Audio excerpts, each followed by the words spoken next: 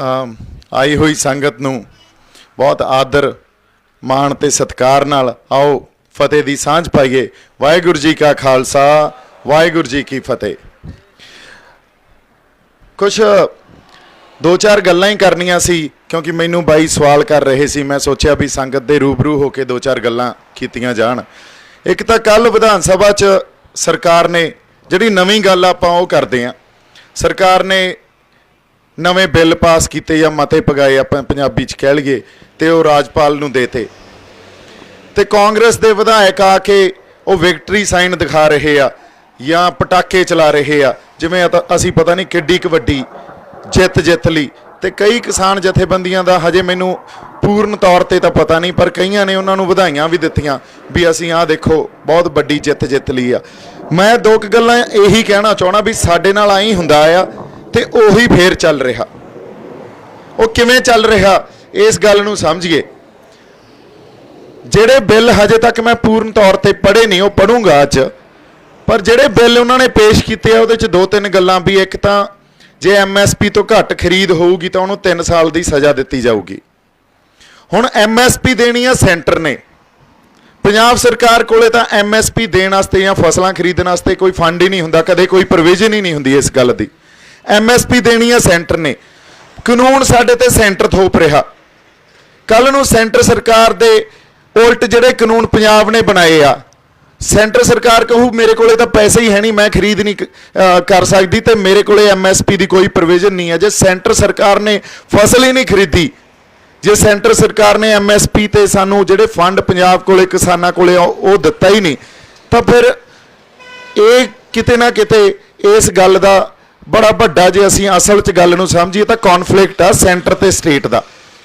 Conflict आ मतलब आपस च किते ना किते तालमेल नहीं है। जे तालमेल नहीं आ तो सेंटर सरकार ने इन्हां कानूनां दे विरुद्ध सुप्रीम कोर्ट च भी जाना।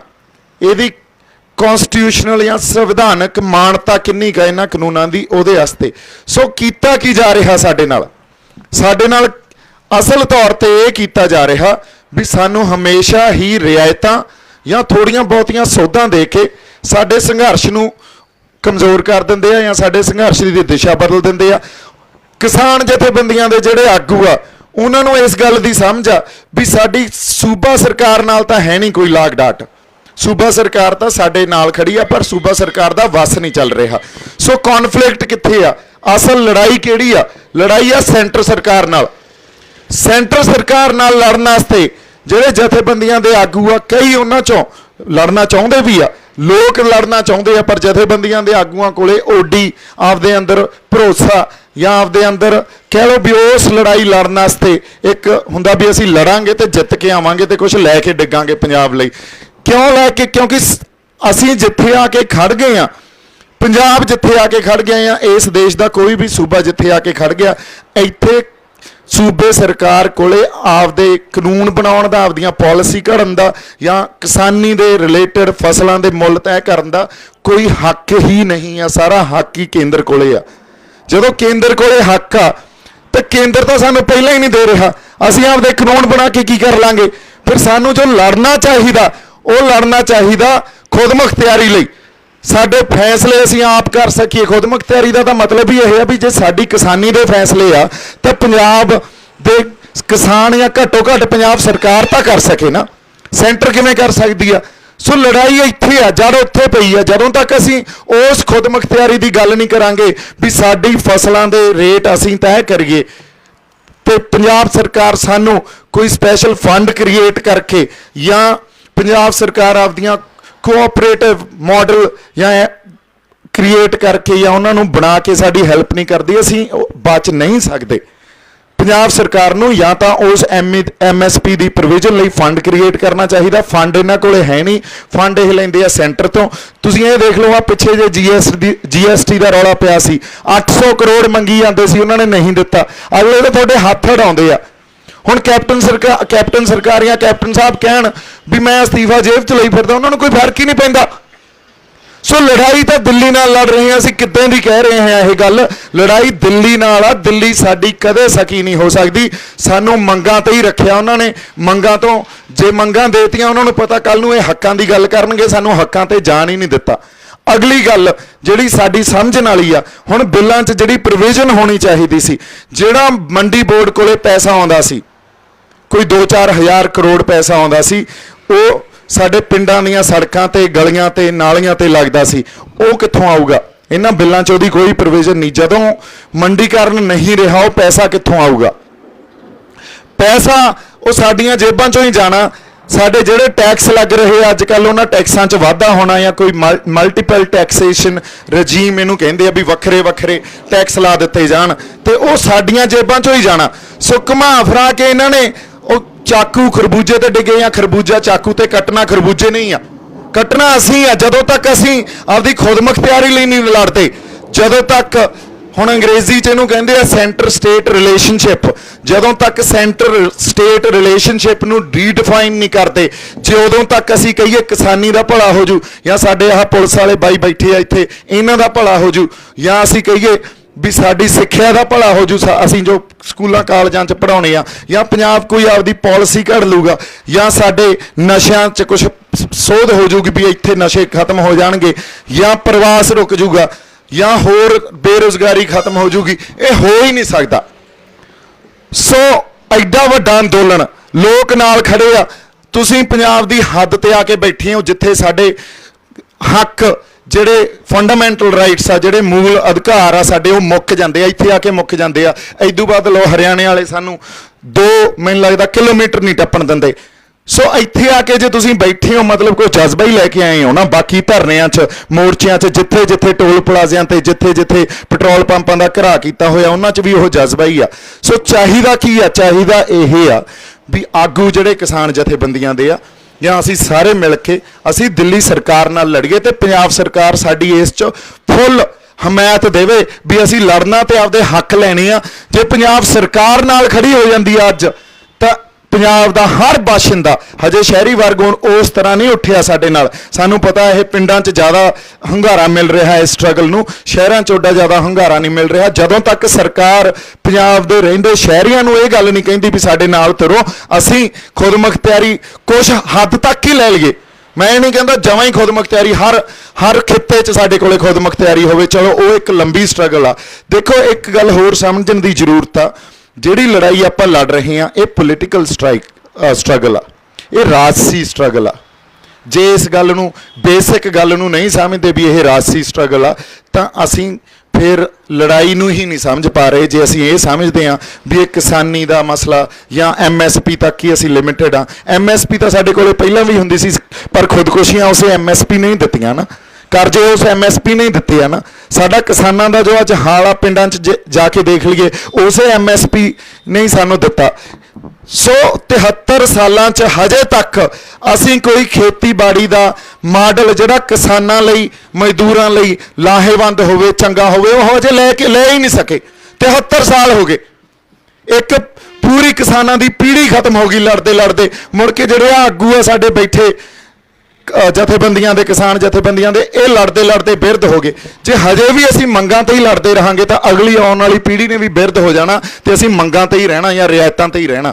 ਜਦੋਂ ਤੱਕ ਅਸੀਂ ਆਪਦੇ ਹੱਕਾਂ ਦੀ ਗੱਲ ਨਹੀਂ ਕਰਦੇ, ਜਦੋਂ ਤੱਕ ਪੰਜਾਬ ਸਰਕਾਰ ਇਹ ਗੱਲ ਨਹੀਂ ਸਮਝਦੀ ਵੀ ਸੈਂਟਰ, ਕੱਲ ਕੈਪਟਨ ਸਾਹਿਬ ਨੇ ਇਹ ਗੱਲ ਕਹੀ ਆਪ ਵੀ ਸਾਡੇ ਕੋਲੇ ਤਾਂ ਸਪੇਸ ਹੀ ਹੈ ਨਹੀਂ, ਸਾਡੇ ਕੋਲੇ, ਉਹਨਾਂ ਨੇ ਬਿਆਨ ਦਿੱਤਾ ਇਹ ਇੰਗਲਿਸ਼ ਟ੍ਰਿਬਿਊਨ ਨੂੰ ਜਾਂ ਹਿੰਦੁਸਤਾਨ ਟਾਈਮਜ਼ ਨੂੰ, ਵੀ ਸਾਡੇ ਕੋਲੇ ਤਾਂ ਕੁਛ ਜਗ੍ਹਾ ਹੀ ਹੈ ਨਹੀਂ ਜਿੱਥੇ ਅਸੀਂ ਸੈਂਟਰ ਸਟੇਟ ਰਿਲੇਸ਼ਨਸ਼ਿਪ 'ਚ ਉਹਨੂੰ ਰੀਡਿਫਾਈਨ ਕਰ ਸਕੀਏ, ਜਾਂ ਉਸ ਸੈਂਟਰ ਸਟੇਟ ਰਿਲੇਸ਼ਨਸ਼ਿਪ ਦੇ ਅੰਡਰ ਅਸੀਂ ਕੋਈ ਪੰਜਾਬ ਦੇ ਲਈ ਕੋਈ ਨਵੇਂ ਲਾਅ ਘੜ ਸਕੀਏ। ਤੁਸੀਂ ਦੇਖ ਲਓ ਕੱਲ ਬਿੱਲ ਪਾਸ ਕੀਤੇ ਆ, ਰਾਜਪਾਲ ਕੋਲੇ ਜਾਣੇ ਆ, ਰਾਜਪਾਲ ਵੀ BJP ਦਾ ਕੰਮ, ਪ੍ਰੈਜ਼ੀਡੈਂਟ ਕੋਲੇ ਜਾਣੇ ਆ, ਉਹ ਵੀ BJP ਦਾ, ਤੇ ਅੱਗੇ BJP ਵਾਲਿਆਂ ਨੇ ਸੈਂਟਰ 'ਚ ਚੈਲੰਜ ਵੀ ਕਰਨਾ। ਸੋ ਸਾਨੂੰ ਰੁੱਖ ਕਿਹੜਾ ਦਿੱਤਾ ਜਾ ਰਿਹਾ? ਜਦੋਂ ਸੰਘਰਸ਼ ਨੂੰ ਕਮਜ਼ੋਰ ਕਰਨਾ ਹੋਵੇ ਉਦੋਂ ਜਾਂ ਤਾਂ ਕਾਨੂੰਨੀ ਲੜਾਈ ਇੰਨੀ ਧੱਕ ਦਿਓ, ਜਾਂ ਇਹਨਾਂ ਦਾ ਟੀਚਾ ਜਿਹੜਾ ਮਿਥਿਆ ਹੋਇਆ ਉਹ ਤੋਂ ਭਟਕਾ ਦਿਓ। ਅਸੀਂ ਲੱਗੇ ਆ ਹੱਕਾਂ ਨੂੰ ਮੰਗਣ, ਅਸੀਂ ਆ ਬਿੱਲਾਂ ਦੀਆਂ ਸੋਧਾਂ ਤੇ ਰਹਿ ਜਾਾਂਗੇ। ਤੇ ਕਿਸਾਨ ਜਥੇਬੰਦੀਆਂ ਅੱਜ ਬੈਠੀਆਂ ਕਿਉਂਕਿ ਉਹਨਾਂ ਨੂੰ ਵੀ ਪਤਾ ਵੀ ਸੈਂਟਰ ਨਾਲ ਕਿਵੇਂ ਲੜਾਂਗੇ, ਯਾਰ ਇਹ ਤਾਂ ਲੰਬੀ ਲੜਾਈ ਆ, ਪਰ ਲੜਨਾ ਤਾਂ ਪੈਣਾ ਹੀ ਆ ਨਾ। जे अज ना लड़े तो कल लड़ना पैना, कल नहीं तो परसों लड़ना पैना। जदों तक उस गल ते असीं नहीं आउंदे, जदों तक असीं सेंटर स्टेट रिलेशनशिप नूं रीडिफाइन नहीं करते, उदों तक जे असीं कहिए साडे मसले हल हो जाणगे या पंजाब दा भला हो जाऊगा, वो नहीं हो सकता। हुण मेरे ते इन्हां दी आके सूई क्यों अटकदी आ वार वार, क्यों कहिंदे आ ये तां फलानी एजेंसी दा बंदा, ये उहदा बंदा, क्योंकि इन्हां नूं पता असल गल आपां कर रहे हैं, हक्कां दी गल कर रहे हैं। उन्नी इन्हां 'च जुरत नहीं आ भी असीं लड़ीए, दिल्ली नूं चैलेंज करिए। हुण अज इस करके हो सकदा मैं पंजाब सरकार दी अखां 'च भी रड़कां हुण, क्योंकि पंजाब सरकार भी वो इस्तीफे जेब 'च तां पाई बैठी आ, पर असल गल ते वो भी नहीं आ रही भी असीं लड़दे हां, लोकां दे नाल लड़दे हां, लो पोलीटिकल स्ट्रगल करदे हां। क्योंकि उन्हां ने एक गल होर समझण दी जरूरत है, बड़ी मानसिकता है साडे जिहड़े आ MLA बने बैठे आ ना, उन्हां 'च वो MLA या MP जिहड़े बनदे आ, वो 5 साल आउंदे आ ते उन्हां नूं ये पता भी 5 सालां 'च असीं पैसे कमाउणे आ, होर उन्हां नूं कख दा नहीं किसे नाल कोई भी साडे नाल कोई उन्हां दी ये होवे भी यार मैं आपदे लोकां दा भला करना या इत्थे किसानां दा भला करना, मजदूरां दा भला करना, आम मेरी जिहड़ा विधान सभा या लोक सभा की मेरी कॉन्स्टिट्यूंसी आ, उत्थे मैं भला करना, कुछ उत्थे विकास करना, ये उन्हां दी कोई किसी तरह की समझ ही नहीं हुंदी। अच्छा उन्होंने दी जो पार्टी ने फैसला जो ले लिया, आके वो आए दिखाउणगे आ लो जी खड़ गए किसानां दे हक च, खड़ गए मजदूरां दे हक च। पर असल च जे असीं गल्लां असीं भोले आ, असीं गल्लां नूं समझदे ही नहीं पिछे गल की पई आ। उन्हां MLA MPआं नूं कुछ नहीं पिया, वो साडे कोले आके धरनिਆਂ च मोर्चिਆਂ च नहीं बह सकते, वो पोलीटिकल स्ट्रगल करने लई उन्हां कोले दम ही है नहीं। उन्होंने वो जिंदगी नहीं देखी, ये आ जिंदगी जिवें असीं बैठे हैं इत्थे, उन्होंने ये जिंदगी जिउण लई उन्हां कोले अंदर अंदर किसी तरह की कोई आपां कह लईए भी एडी भावना होवे या ये जज्बा होवे, है नहीं। उन्होंने पावर इंजॉय करनी हुंदी है 5 साल, मुड़ के फिर अगले 5 साल बाद मैं किवें जितना, ये चीज़ ते ही कॉन्सनट्रेशन हुंदी आ। हुण पंजाब नूं जागना पऊगा, सानूं जागना पऊगा, सानूं आपदे हक्कां लई लड़ना पऊ। जे रियायतां लई लड़दे रहे तो इन्हां ने आके फिर विक्टरी साइन ही दिखाउणे आ ते प्रैस ने छाप देने आ, देखो जी पंजाब सरकार खड़ गई साडे हक च। ये साडा जिहड़ा प्रैशर पिया सी एडा वड्डा पंजाब सरकार ते सेंटर सरकार ते, सानूं साडे हक मिल रहीआं मंगां, साडे सोधां हो गईआं बिल्लां च, ये कुछ नहीं आ। साडे अखां च जिवें पंजाबी कहंदे उहदा घट्टा पाया जा रहा। सो जदों तक असीं असल गल नूं नहीं समझदे, पोलीटिकल स्ट्रगल आ, पोलीटिकल लड़ाई आ, राजसी लड़ाई आ ये, ते राजसी लड़ाई ਜਿਹੜੀ ਸਾਡੀ ਆ ਉਹ ਖੁਦ ਮੁਖਤਿਆਰੀ ਦੀ ਆ ਵੀ ਇੰਨੀ ਕੁ ਖੁਦ ਮੁਖਤਿਆਰੀ ਹੋਵੇ ਵੀ ਸਾਡੇ ਫਸਲਾਂ ਦੇ ਮੁੱਲ ਹੀ ਅਸੀਂ ਆਪ ਤੈਅ ਕਰ ਲਈਏ।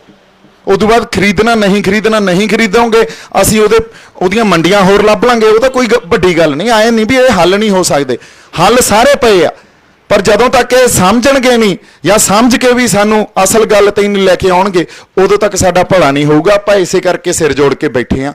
सो मोर्चे का जिहड़ा मकसद आ बाई जी वो यही आ भी असीं एक तां लोकां नूं जागरूक करिए आपदे हक्कां लई, क्योंकि सरकारां ते कई वारी जिहड़े स्ट्रगल कर रही या लड़ाई लड़दियां धिर दे आगू भी हुंदे आ, वो भी गल नूं समझ के असल गल नूं लोकां तक नहीं लैके जाते। एटलीस्ट लोकां नूं दसीए तां सही, तो लोग समझ के फिर लोग आप डिसाइड करन, संगत डिसाइड करे भी असीं लड़ना कि नहीं लड़ना।